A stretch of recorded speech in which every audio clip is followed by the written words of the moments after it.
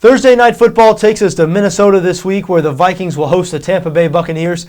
Minnesota currently installed as a 6.5-point favorite in this game on BETDAQ, 41.5 the total.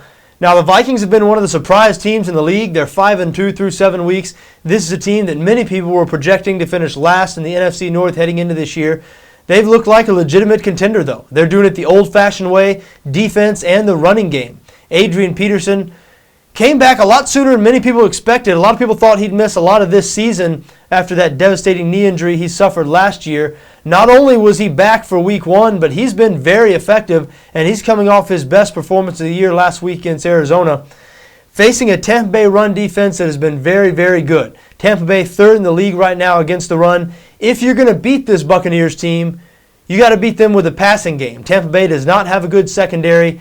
Next to last, 31st in the league in pass defense. But in Minnesota, they struggle to pass the ball a little bit. Christian Ponder, their second-year quarterback, got off to a nice start to the year. No turnovers through the first 4 games. And really, his best games of the season were his first 3 games. His play has tailed off a little bit these last couple of weeks. The last 3 games, he's thrown 2 interceptions in each game. So we're starting to see the Christian Ponder that we saw some of last year. You know, coming into this season, the quarterback position was a big question for this Minnesota Vikings. And Christian Ponder's good play, or his improved play in the beginning of this season, has been a big reason for the Vikings' fast start. Can he keep that up? Again, Tampa Bay has a bad secondary, so Ponder will have every opportunity to have a good game this week. You know, when I look at the Minnesota Vikings right now, they look a lot like the pre-Brett Favre Minnesota Vikings. Good defense, good running game, quarterback position, a little bit of a question mark. Way back then it was Tavares Jackson. Now it's Christian Ponder. I know Vikings fans have a lot higher hopes for Ponder. He's still seen as a quarterback who's ascending, and why not? It's only his second year. But the Vikings, once again, just like they looked like when Brett Favre came to that team, they now look like a team that could be really good, maybe elite, if they had a really good to elite quarterback. Not sure they have that right now.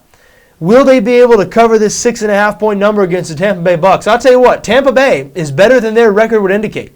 Even though this team is only 2-4, they are 4-2 against the number. They've been tough in every one of their games. All 4 of their losses, they had a chance to win all those games. Tampa Bay is yet to lose by more than 7 points, and they've played some good teams.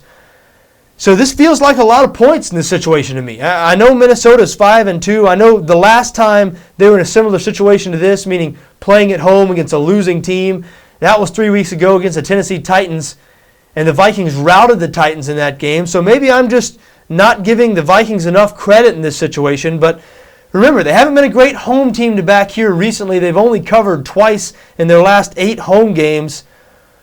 The Minnesota defense is tough, no question about it. Top 10 in the league in total yards and points allowed. And that's why we see such a low total here. 41.5 the total in this game. Even though Tampa Bay on offense has really picked it up over the last couple of weeks. They blew out Kansas City a couple of weeks ago. Last week, the offense played well against New Orleans. That game was back and forth. Josh Freeman threw for over 400 yards in that game. Now, I know the Vikings are much tougher on defense than the New Orleans Saints or the Kansas City Chiefs. Still, this Tampa Bay offense has been playing better.